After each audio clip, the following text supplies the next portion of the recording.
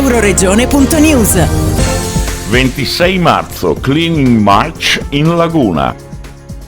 L'isola di Sant'Andrea, nella laguna di Marano, sarà la meta di Cleaning March, la tappa conclusiva di Migrart, progetto organizzato dall'Associazione Culturale Menti Libere per la pulizia dell'isola, raccogliendo rifiuti e detriti arrivati dal mare e al contempo divertirsi con musica dal vivo. Questi sono alcuni dei volontari che stanno organizzando l'evento. Siamo Menti Libere, un'associazione nata nel 2012 a Lignano Sabbiadoro che utilizza l'arte come mezzo di azione e promozione sociale. Il 26 marzo, segnatevelo bene nelle agende, ci sarà la 7ª edizione della Cleaning March. Cleaning March. La marcia di pulizia all'isola di Sant'Andrea, di fronte a Lignano Sabbiadoro, nella laguna di Marano. Una giornata all'insegna della pulizia e della salvaguardia ambientale.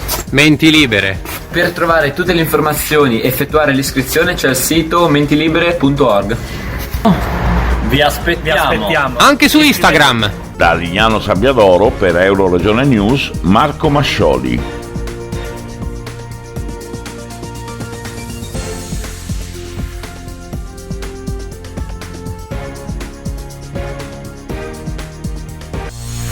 Euroregione.news.